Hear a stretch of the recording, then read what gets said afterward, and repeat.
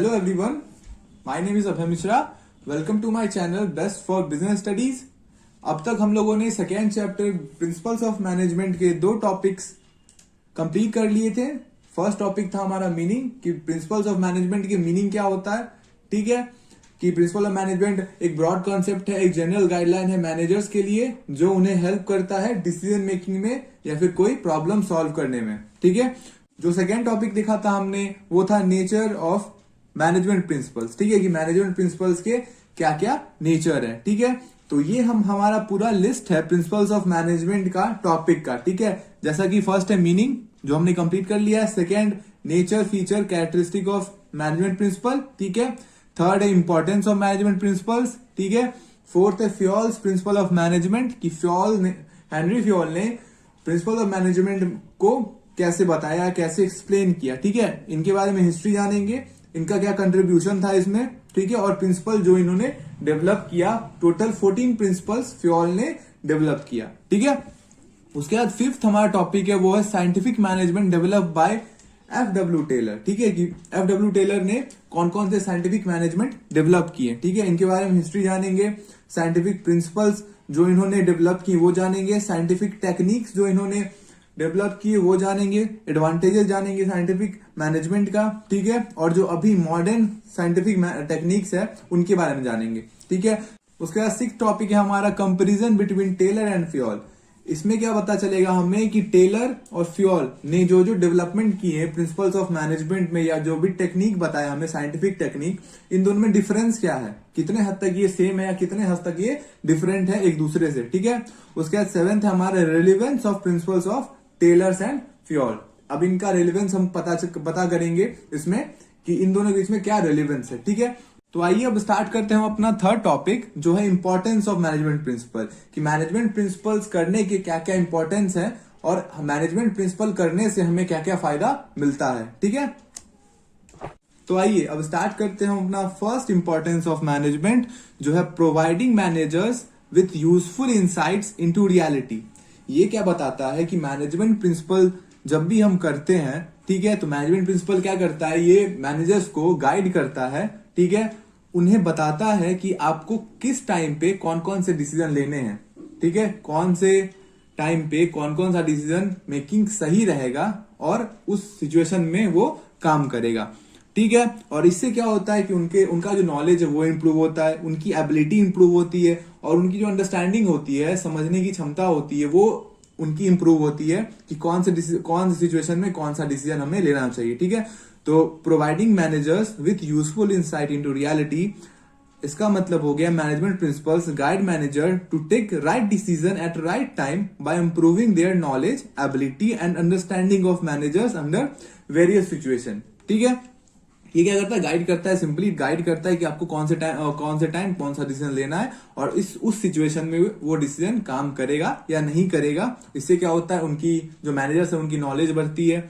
ठीक है, अंडरस्टैंडिंग बढ़ती है, और एबिलिटी बढ़ती है कि किस सिचुएशन में उन्हें कौन सा डिसीजन लेना चाहिए. ठीक है, अब जो हमारा सेकेंड इंपॉर्टेंस है वो है optimum utilisation of resources and effective administration. इसका मतलब क्या होता है कि मैनेजमेंट प्रिंसिपल जो है वो ऑप्टिमम बताता है कि किसी भी ऑर्गेनाइजेशन में ऑप्टिमम यूटिलाइजेशन ऑफ रिसोर्सेज होना चाहिए, चाहे वो फिजिकल रिसोर्सेज हो, फाइनेंशियल रिसोर्सेज हो या ह्यूमन रिसोर्सेज हो. ठीक है, फिजिकल रिसोर्स जैसे मशीन हो गया.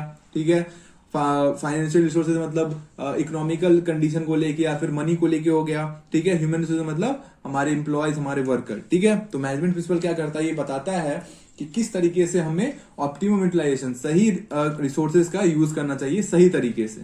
ठीक है, चाहे वो फिजिकल हो, फाइनेंशियल हो या ह्यूमन रिसोर्सेज हो. ठीक है, principles are design to get maximum benefit from the human effort and other resources. अब मैनेजमेंट प्रिंसिपल को इसलिए डिजाइन किया गया है कि वो हमें मैक्सिमम बेनिफिट दे सके हमारे रिसोर्सेज से, चाहे वो ह्यूमन हो, फिजिकल हो या फाइनेंशियल हो. ठीक है, अब जो हमारा थर्ड इंपॉर्टेंस है वो है साइंटिफिक डिसीजन. ठीक है, जैसा कि हम सब जानते हैं कि डेली बेसिस पे एवरी डे मैनेजर्स को बहुत सारे डिसीजन लेने पड़ते हैं, चाहे वो छोटे डिसीजन हो या बहुत बड़े बड़े डिसीजन हो. ठीक है, तो मैनेजमेंट प्रिंसिपल क्या करता है, उन्हें हेल्प करता है साइंटिफिकली, ठीक है, या फिर सिस्टमैटिकली. ठीक है, साइंटिफिक तरीके से, ठीक है, या फिर सिस्टमैटिक तरीके से, कि आप डिसीजन ऐसे लो तो ये काम करेगा, ठीक है। In the organisation manager have to take number of decision every day, ठीक है। The manager principle enable the managers to approach various problem systematic and scientifically, ठीक है। ये हेल्प करता है कि सिस्टमैटिक कंडीशन में या फिर साइंटिफिक कंडीशन से आप इस प्रॉब्लम को सॉल्व कर सकते हो, ठीक है। तो ये हो गया साइंटिफिक डिसीजन। अब बढ़ते हमारे फोर्थ इंपॉर्टेंस की तरफ, जो है meeting the changing environment requirement. इसका मतलब क्या हुआ कि हम सब जानते हैं कि बिजनेस इन्वायरमेंट जो है वो बहुत डायनामिक है, ठीक है। बार बार चेंज होते रहता है, ट्रेंड्स आते रहते हैं, नए नए कलर्स आते रहते हैं, बहुत तरह के नए नए ट्रेंड्स आते रहते हैं। In organisation businessman have to make changes in the business according to changes take place in the environment. हम सब जानते हैं कि किसी भी ऑर्गेनाइजेशन में बिजनेसमैन को चेंज लाना पड़ता है, जैसा एनवायरमेंट चाहता है कि आप चेंज लाओ, तभी आप सर्वाइव कर पाओगे और तभी अपना ग्रोथ कर पाओगे, ठीक है।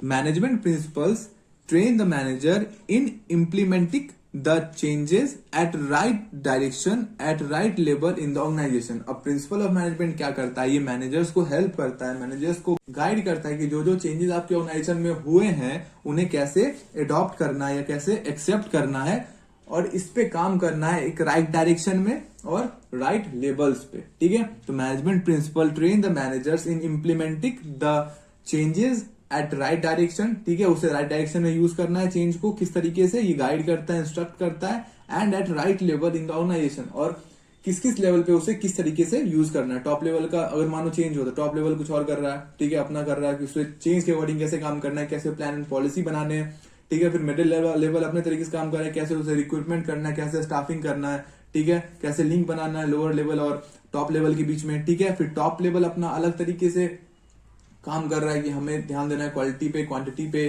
ठीक है, सेफ्टी पे, सब पे, ठीक है। तो ये हो गया meeting the changing environment requirement, मतलब इन्वायरमेंट के अकॉर्डिंग चेंजेस लाना ऑर्गेनाइजेशन। अब जो हमारा फिफ्थ इंपॉर्टेंस है वो है फीलिंग सोशल रिस्पॉन्सिबिलिटी। नाम भी है सोशल रिस्पॉन्सिबिलिटी, मतलब सोशल वेलफेयर, सोसाइटी से रिलेटेड, ठीक है। Principles of management not only help in achieving organizational goal but also guide managers in performing social responsibility. अब क्या है, तो प्रिंसिपल ऑफ मैनेजमेंट यही नहीं बताता है कि ऑर्गेनाइजेशन को कैसे अपना गोल अचीव होगा, कैसे प्रॉफिट मैक्सिमाइजेशन होगा, ठीक है।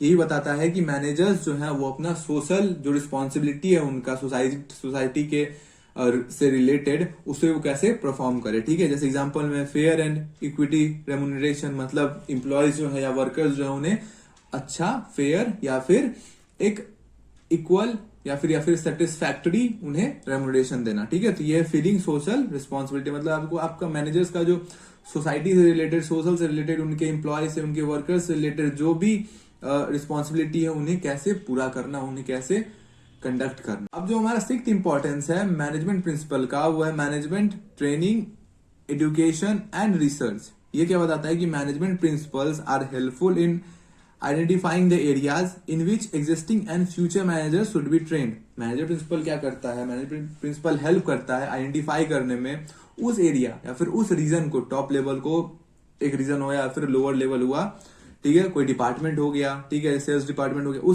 उस रीजन में हेल्प करता है कि हमारे जो फ्यूचर मैनेजर आने वाले हैं या फिर इन सब में हमारा फ्यूचर मैनेजर कौन बन सकता है, उन्हें ट्रेंड करता है, ठीक है। They also perform research work and generate more and more knowledge. They have provided new ideas, imagination and base for research and development. तो मैनेजमेंट प्रिंसिपल क्या करता है, वो बहुत सारे रिसर्च परफॉर्म करता है, बहुत सारे नॉलेज जनरेट करता है, मोर एंड मोर, जो कंपनी को या फिर जो किसी भी ऑर्गेनाइजेशन को इन फ्यूचर जाके काम देगा या उन्हें नए नए आइडियाज, नए नए इनोवेशन करवाएगा, ठीक है। तो ये थे हमारे इंपॉर्टेंस ऑफ मैनेजमेंट प्रिंसिपल, ठीक है। आई होप आप लोगों को समझ आया हो। अब इसके बाद जो हमारा टॉपिक है वो टॉपिक है हमारा हेनरी फ्यूल के बारे में, कि हेनरी फ्यूल कौन थे, उनका हिस्ट्री क्या है, उनका कंट्रीब्यूशन क्या है, उनके 14 डेवलप्ड प्रिंसिपल्स क्या क्या है, ठीक है।